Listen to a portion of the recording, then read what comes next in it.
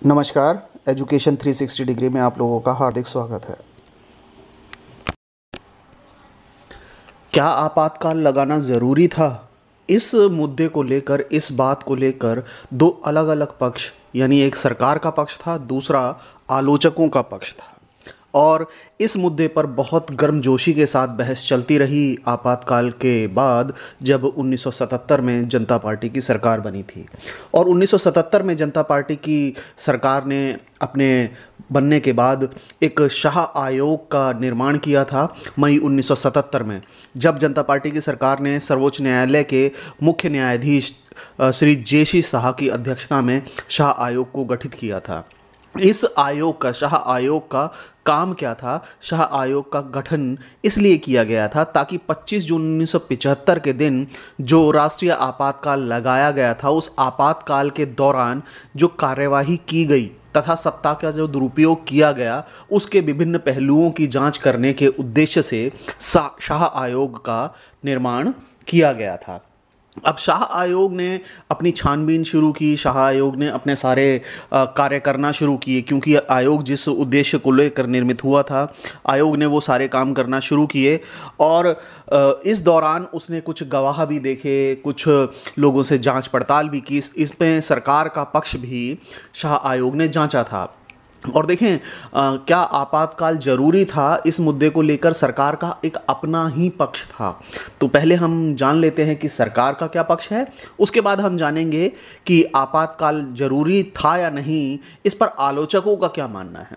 देखें, सबसे पहले सरकार ये मान रही थी कि 1975 में जो आपातकाल लगाया गया, राष्ट्रीय आपातकाल अनुच्छेद 352 का प्रयोग करके, वो आंतरिक गड़बड़ी की आशंका के चलते लगाया गया था।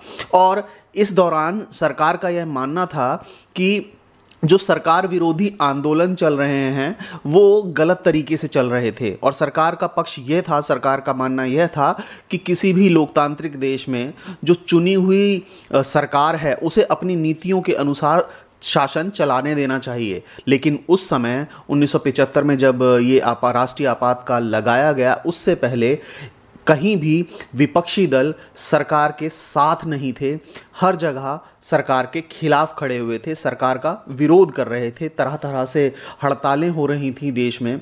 तो इन सभी आशंकाओं के चलते सरकार ने 1975 में आपातकाल की घोषणा की थी। और सरकार का यही पक्ष था कि लोकतंत्र में निर्वाचित जो सरकार है, वो अपनी नीतियां जिस तरह से लागू करना चाहती है, उसे लागू करने देना चाहिए। इसमें विरोधी दलों को अड़ंगा नहीं अड़ाना चाहिए। साथ ही साथ देखें, शाह आयोग जब निर्मित किया गया 1977 की सरकार के बाद, तो इसने इंदिरा गांधी, जो कि बतौर प्रधानमंत्री थी राष्ट्रीय आपातकाल के दौरान, इससे भी कुछ सवाल जवाब किए। हालांकि इंदिरा गांधी ने आयोग के सामने पेश भी हुई, लेकिन इनके सवालों का जवाब देना मुनासिब नहीं समझा था उस समय। और इन्होंने शाह आयोग के सामने एक चिट्ठी लिखी इंदिरा गांधी ने, उसमें अपना पक्ष बताया कि आपातकाल क्यों लगाना ज़रूरी था। इंदिरा गांधी ने अपने चिट्ठी में शाह आयोग को लिखा कि विनाशकारी ताकतें सरकार के प्रगतिशील कार्यक्रम जो चल रहे हैं, उनमें अड़ंगा डाल रही हैं, और साथ ही साथ मुझे, प्रधानमंत्री को, गैरकानूनी और गैर संवैधानिक साधनों का प्रयोग करते हुए सत्ता से बाहर करना चाहती हैं। तो ये सारी बातें इंदिरा गांधी ने अपने सरकार के पक्ष में रखी थी। इंदिरा गांधी ने ऐसा माना कि राष्ट्रीय आपातकाल जो 1975 में लगाया गया, वो मनमर्जी से नहीं लगाया गया था। कहीं ना कहीं उसमें विपक्षी दलों ने जो सरकार विरोधी रवैया अपना रखा था, उस रवैये के खिलाफ ऐसा लग रहा था सरकार को, ऐसा प्रधानमंत्री को लग रहा था कि गैरकानूनी और गैर संवैधानिक साधनों का प्रयोग करते हुए कहीं प्रधानमंत्री और सरकार को सत्ता से बाहर ना कर दिया जाए। इसलिए अनुच्छेद 352 का प्रयोग करते हुए राष्ट्रीय आपातकाल की घोषणा की थी। तो ये राष्ट्रीय आपातकाल लगाने पर सरकार का पक्ष था। इसके बाद आलोचकों का भी अपना पक्ष है। आलोचक भी कुछ बातें बोलते हैं कि आपातकाल लगाना ज़रूरी था या नहीं। तो आइए अब हम जान लेते हैं कि क्या राष्ट्रीय आपातकाल लगाना ज़रूरी था, इस पर आलोचक क्या कहते हैं। देखें, आलोचक ये मानते हैं कि लोकतंत्र में लोगों को सार्वजनिक तौर पर सरकार का विरोध करने का पूरा पूरा हक होना चाहिए। यानी सरकार ऐसा नहीं है कि चुनकर आ गई है लोकतंत्र में तो इसका मतलब यह है कि वो अपनी सही या गलत किसी भी प्रकार की नीति को लागू कर लेगी। यदि लोकतंत्र में सरकार कुछ गलत करती है तो ऐसे में लोगों के पास ये अधिकार होना चाहिए कि वो सार्वजनिक तौर पर सरकार का विरोध करें और उनकी नीतियों का विरोध करें। तो इसलिए 1975 के आपातकाल से पहले जो विपक्षी दल सरकार का विरोध कर रहे थे, उन्होंने ये माना कि ये विरोध एकदम जायज़ था, क्योंकि लोकतंत्र में ये अधिकार लोगों के पास उपलब्ध होता है कि वो सरकार का विरोध करें, उनकी गलत नीतियों का विरोध करें। साथ ही साथ आलोचक ये मान रहे थे कि गुजरात और बिहार में जो स्टूडेंट्स के आंदोलन चल रहे थे, वो आंदोलन ज़्यादातर समय पर अहिंसक रहे, शांतिपूर्ण रहे, कहीं भी हिंसा या ऐसी चीज़ें नज़र नहीं आई जहां शांति भंग हुई हो।